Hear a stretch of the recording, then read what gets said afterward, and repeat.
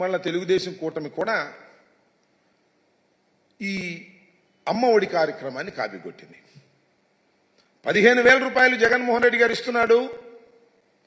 కేవలం కుటుంబంలో 2 చదువుకుంటే, 3 చదువుకుంటే, 4 చదువుకున్నా ఒక్క 1,500 ఇస్తున్నాడు. 15,000 మమ్మల్ని అధికారంలోకి తీసుకురండి. కాపీ కొట్టడమే కాకుండా కొట్టారు. కొట్టనేయండి, ఒక మంచిదాన్ని కాపీ కొడితే తప్పేం లేదు. దాన్ని ఇంకొద్దిగా ముందుకు వెళ్ళారు. ముందుకు వెళ్ళి 2 ఉంటే 30,000, 3 ఉంటే 45,000, 4 ఉంటే 60,000 రూపాయలు మీ ఇంటికి తీసుకొచ్చి ఇచ్చేటటువంటి కార్యక్రమం చేస్తాం. అమ్మ ఒడి కాదు మాది, తల్లికి వందనం అని పేరు మార్చారు. ప్రజలు అట్రాక్ట్ అయ్యారేమో, పాపం ఓట్లు వేశారు, గెలిపించారు. ఇచ్చిన మాట నిలబెట్టుకోవాల్సిన బాధ్యత ఉందా లేదా చంద్రబాబు నాయుడు గారికి అని అడుగుతా ఉన్నా. ఇచ్చిన మాట నిలబెట్టుకొని శభాష్ అనిపించుకోవాలి కదా. చంద్రబాబు నాయుడు గారు ఎన్నికల్లో తీవ్రంగా ప్రచారం చేసుకున్నారు. జగన్మోహన్ రెడ్డి గారు ఒక్క పిల్లవాడికే ఇస్తున్నాడు, నేను వస్తే 4కైనా ఇస్తా, 5కైనా ఇస్తా, 3కైనా ఇస్తానని చెప్పేసి ఒక చంద్రబాబు నాయుడు గారే కాదు, కూటమిలో ఉన్నటువంటి అందరూ కూడా ప్రచారం చేశారు. సూపర్ 6 అన్నారు. సూపర్ 6 ఇది ప్రధానమైంది. చూడండి వాళ్ళు ఏ విధంగా ప్రచారం చేశారో ఒక్కసారి. అది వేయ మహాలక్ష్మి అని, మహాశక్తి పథకం అని చెప్పేసి కొద్ది పద్ధతి, మహాశక్తి తల్లికి వందనం పథకం కింద మీ ఇంట్లో ఎంతమంది పిల్లలు చదువుతుంటే వారందరికీ ఒక్కొక్కరికి ఏడాదికి 15,000 రూపాయలు అన్నారు. మళ్ళీ సూపర్ 6 అని ఒకటి పెట్టారు. ఆ సూపర్ 6 ఒకసారి సూపర్ 6లో కూడా చాలా ప్రయత్నం చేశారు. సూపర్ 6లో కూడా కొద్ది పెద్దది, సూపర్ 6లో రెండోదే. ఆ సూపర్ 6లో చాలా పెట్టారనుకోండి. ఆ సూపర్ 6కి సంబంధించి యువతకు 20 లక్షల ఉద్యోగాలు, నెలకు 3,000 నిరుద్యోగ భృతి. సరే ఇస్తారో లేదో చూద్దాం. ఇది స్కూలుకు వెళ్లే ప్రతి విద్యార్థికి ఏడాదికి 15,000 రూపాయలు. మేమిస్తుంది ఏంటి జగన్మోహన్ రెడ్డి గారు? ఎంతమంది పిల్లలు వెళ్ళినా 15,000 రూపాయలు. కానీ మేము అధికారంలోకి వస్తే, కూటమి అధికారంలోకి వస్తే ఎంతమంది పిల్లలు వెళితే అంతమంది ఇంటూ 15,000. 2 వెళ్తే 30,000 ఈ రకంగా చెప్పుకొచ్చారు. ఇది వీటిలో పెడతామే కాదు, ఎన్నికల ప్రచారాలకు వెళ్ళినప్పుడు ఎంత బ్రహ్మాండంగా చెప్పారో ఒకసారి చంద్రబాబు నాయుడు గారిది ఒకసారి చూపించండి.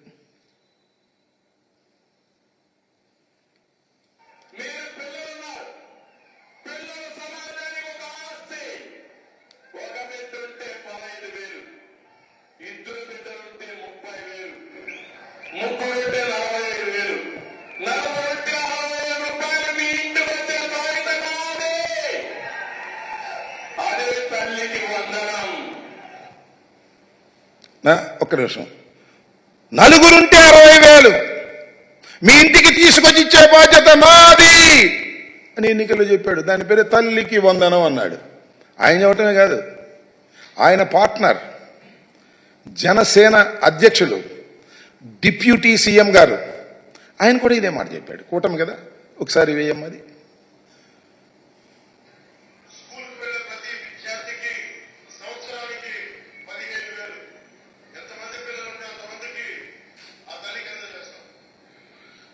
ఏమి డివియేషన్ లేదు. ఎంతమంది పిల్లలుంటే అంతమందికి ఆ తల్లికి అందజేస్తాం.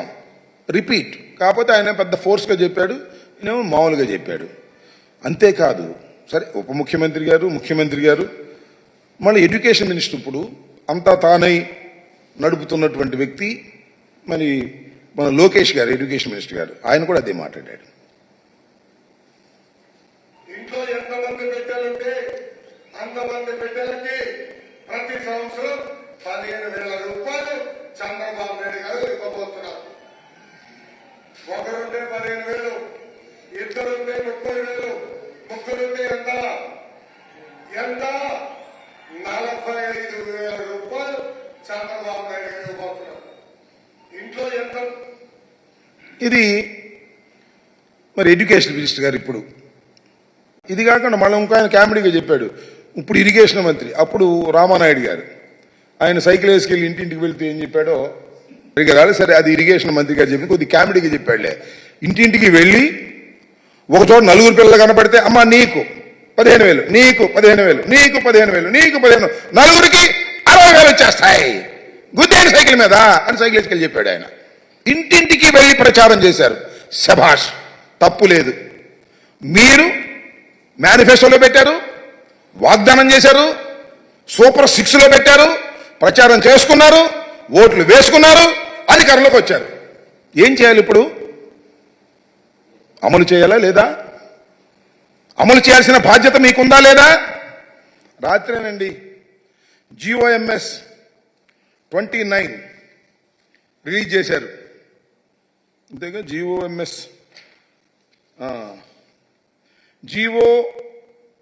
నెంబర్ 29 రిలీజ్ చేశారు. దానిలో ఏమి రాశారో, ఏమి జీవోలో ఇచ్చారో రాష్ట్ర ప్రజానీకం తెలుసుకోవాలని ఈ సందర్భంగా మనవి చేస్తున్నా. దానికోసమే ప్రత్యేకంగా చెప్పడం కోసం ఈ ప్రెస్ మీట్ పెట్టామని కూడా మనవి చేస్తున్నాం వైఎస్ఆర్ కాంగ్రెస్ పార్టీ తరఫున. ఆ జీవోలో ఉన్నటువంటి అంశాలు ఒక్కసారి హైలైట్ చేద్దాం. చూడు, ఎస్, ఆ పైన ఉన్నాయి చూడండి.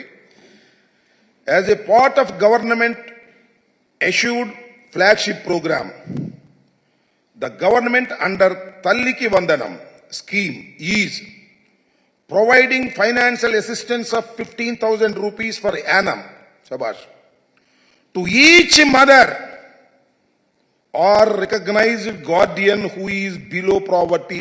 Sir, adi below each mother, not each student. ప్రతి తల్లికి 15,000 రూపాయలు ఇస్తారు. ఎలాగా?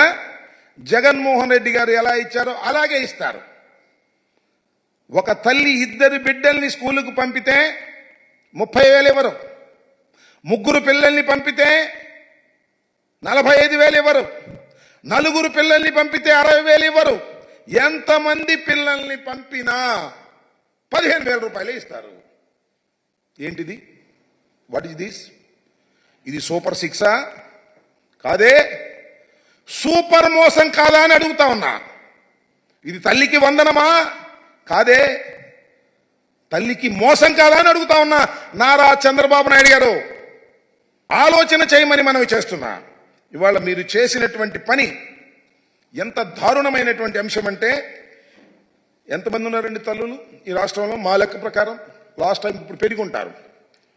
42,61,965 మంది తల్లులు 2023లో ఆ తల్లుల ఖాతాల్లో జగన్మోహన్ రెడ్డి గారు వేశారు.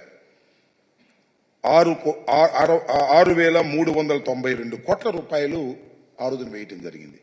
అంతమంది తల్లుల్ని మోసం చేయటం కాదా అని అడుగుతా ఉన్నా నారా చంద్రబాబు నాయుడు గారు. అసలు నాకు తెలియక అడుగుతలే.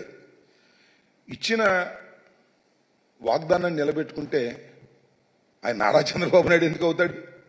మరెవరో అయ్యేవాళ్ళు.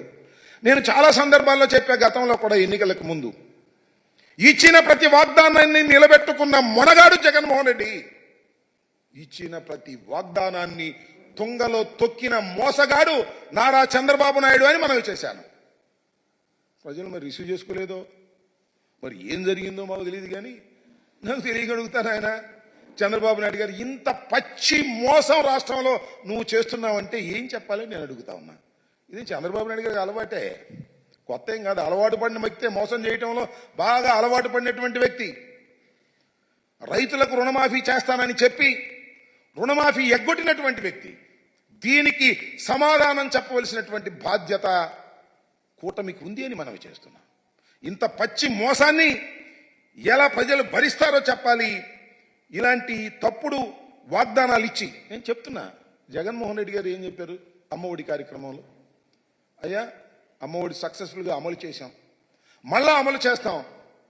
ఇంతకుముందు 15,000 ఇస్తున్నాం, ఇప్పుడు 17,000 ఇస్తాం అని తన వాగ్దానంలో చెప్పాడు, మేనిఫెస్టోలో.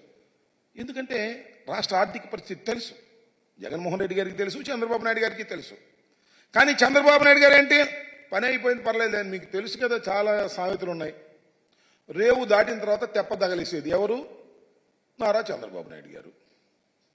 వాడ మీద ఉన్నప్పుడు వాడ మల్లయ్య, వాడ దిగిన తర్వాత బోడి మల్లయ్య. ఎన్నికలకు ముందు వాగ్దానాలు చేయటం, ఈ ఎన్నికల తర్వాత తూ అని మేము ఎక్కడ వాగ్దానం చేసాం, అదంతా ఒకటి చేశాం కదా, అది అని మాటలు మాట్లాడటం ఏమిటి దుర్మార్గం అని అడుగుతా ఉన్నా. ఇంత పచ్చి మోసం చేసేటటువంటి కార్యక్రమానికి నారా చంద్రబాబు నాయుడు గారు దిగజారిపోయారు. కొత్తగా అలవాటు పడ్డ చీటర్లాగా ఇవాళ ప్రజల్ని మోసం చేసేటటువంటి కార్యక్రమం చేస్తున్నారు. ఇది చాలా దారుణమైనటువంటి అంశమని మనవి చేస్తున్నా. ఆలోచన చేయండి రాష్ట్ర ప్రజానీకం. జగన్మోహన్ రెడ్డి గారు వద్దని, చంద్రబాబే కావాలని ఓట్లేసిన తల్లులను అడుగుతా ఉన్నా, ఓట్లేసిన కుటుంబాలను అడుగుతా ఉన్నా, ఇంత దారుణమైన మోసాలు చేస్తున్నటువంటి నారా చంద్రబాబు నాయుడు గారికి మీరు ఓటు వేశారు, గుర్తుపెట్టుకోమని మనవి చేస్తున్నా. ఇదే జగన్మోహన్ రెడ్డి గారు ఉన్నట్లయితే ఈ పాటికే ప్రతి సంవత్సరం జూన్లో ఎండింగ్లో ప్రతి తల్లులకి ఖాతాల్లో వేసినటువంటి ఘనత జగన్మోహన్ రెడ్డి గారు. 26,000 కోట్ల రూపాయలు తల్లుల ఖాతాల్లో వేశారు జగన్మోహన్ రెడ్డి గారు. ఇవాళ జులై వచ్చింది, జీవో ఇష్యూ చేశారు అంతే. పాత జీవోలాగానే మేము ఇచ్చేదానికన్నా 2,000 తక్కువ. ఎప్పుడు అమలు చేస్తారు చెప్పరే? బళ్ళు తెరిచారే, జరుగుతున్నాయే, తల్లుల ఖాతాల్లో వేస్తున్నారా? ఎప్పుడు వేస్తారు చెప్పండి నారా చంద్రబాబు నాయుడు గారని అడుగుతా ఉన్నాం. ఈ సందర్భంగా వైఎస్ఆర్ కాంగ్రెస్ పార్టీ తరపున మేము అడిగితే సుయినేస్ అనేది రేపేదో ఆవేశపడిపోతాడు. మనం ఉచిత ఇసుక దగ్గర ఏదేదో ఆవేశపడిపోతున్నాడు. చేయలేని వ్యక్తి ఏం చేస్తాడు? ఆవేశపడటం, జగన్మోహన్ రెడ్డి గారిని తిట్టడం, జగన్మోహన్ రెడ్డి గారిని దూషించటం, జగన్మోహన్ రెడ్డి గారిని అనరాని మాటలు అనడం, దెయ్యం అంటాం, భూతం అంటాం, ఇలాంటి పిచ్చి పిచ్చి మాటలు మాట్లాడి కాలం గడుపుకోవాలని ప్రయత్నం చేస్తున్నారు. ఇచ్చిన వాగ్దానాలు నిలబెట్టుకోలేనటువంటి చరిత్రహీనుడిగా మరొకసారి నారా చంద్రబాబు నాయుడు గారు మిగిలిపోవడానికే ప్రయత్నం చేస్తున్నారు తప్ప దీనికి తక్షణమే సమాధానం చెప్పాలని మనవి చేస్తున్నా. కూటమిలో ఉన్న ప్రతి నాయకులు సమాధానం చెప్పాలని మనవి చేస్తున్నా. ఉప ముఖ్యమంత్రిగా ఉన్నటువంటి జనసేన అధిపతి పవన్ కళ్యాణ్ గారు దీని గురించి ఆలోచన చేసి సమాధానం చెప్పాల్సిన అవసరం ఉంది.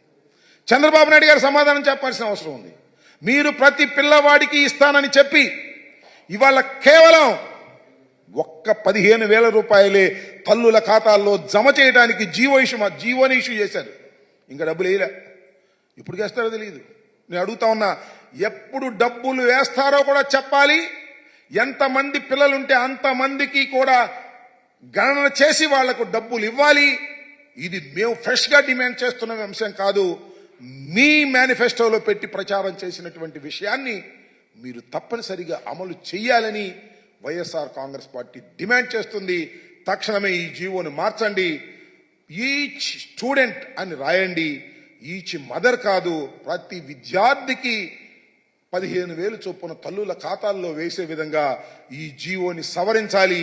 ఈ జీవోని సవరించకపోతే మరొక్కసారి ఈ రాష్ట్రంలో పచ్చి మోసగాడైనటువంటి వ్యక్తి నారా చంద్రబాబు నాయుడు అనేటువంటి భావన కలుగుతుందని కూడా ఈ సందర్భంగా నేను మనవి చేస్తున్నాను. మాకు అప్పుడప్పుడు అనిపిస్తూ ఉంటుంది, సరే అదృష్టం బాగోకపోవచ్చు, ప్రజలు మమ్మల్ని తిరస్కరించారని అనవచ్చు. కానీ జగన్మోహన్ రెడ్డి గారిని ఈ రాష్ట్ర ముఖ్యమంత్రిగా కాకుండా చేసినందుకు రాష్ట్ర ప్రజలు పశ్చాత్తాపడే రోజులు ప్రారంభమయ్యాయని కూడా ఈ సందర్భంగా నేను మనవి చేస్తున్నా. ఇదే జగన్మోహన్ రెడ్డి గారు ఉన్నట్టయితే రైతు భరోసా ఈ పాటికే వేసి ఉండేవారు. లేదు, పొదుపు సంఘాలకు సంబంధించినటువంటి డబ్బులు పడి ఉండే. అంతేకాకుండా చేపల నిషేధంలో వెళ్ళినటువంటి ఫిషర్మెన్ కమ్యూనిటీకి ఇవ్వాల్సినటువంటి పెన్షన్లు ఇచ్చేసి ఉండేవారు. అన్నిటిని ప్రిపేర్ చేసుకుని డేట్ వారీగా సంక్షేమ పథకాలను ఏ విధంగా అమలు చేయాలని క్యాలెండర్ రిలీజ్ చేసి ఆ డేట్స్లో బటన్ నొక్కినటువంటి వ్యక్తి జగన్మోహన్ రెడ్డి గారు. ఇన్ని సంక్షేమ కార్యక్రమాలను చిత్తశుద్ధిగా అమలు చేసినటువంటి వ్యక్తి జగన్మోహన్ రెడ్డి గారు. జగన్మోహన్ రెడ్డి గారు ఏదైతే చెప్పారో అది చేశారు. కొత్త వాగ్దానాలు ఏమి మేము ఇవ్వలేదు. ఈ 15,000 నుంచి 17,000 చేస్తామని తప్ప కొత్త వాగ్దానాలు ఇవ్వలేదు. కారణం ఏంటంటే ఇస్తే అమలు చేయాలి. అమలు చేయనటువంటి వాగ్దానాలు ఇవ్వాల్సిన అవసరం లేదని భావించినటువంటి వ్యక్తి జగన్మోహన్ రెడ్డి గారు. అలా సిన్సియర్గా ఆలోచన చేసిన జగన్మోహన్ రెడ్డి గారిని చంద్రబాబు నాయుడు గారు పిచ్చెక్కినట్టుగా మాట్లాడుతున్నారు. ఆలోచన చేసుకోండి. భూతం అంటారు, దెయ్యం అంటారు, పిచ్చోడు అంటారు. అనండి, చూస్తాం ఎంతకాలం అంటారో. మీ బండారం బయటకు వస్తుంది. మీరు వాగ్దానాలు నెరవేర్చకపోతే వైఎస్ఆర్ కాంగ్రెస్ పార్టీ మీ వెంట పడుతుంది. గుర్తుపెట్టుకోమని మనవి చేస్తున్నా. ప్రజల పక్షాన ఉండి పోరాడతాం. 40% ఓట్ షేర్ కలిగినటువంటి రాజకీయ పక్షం మాది.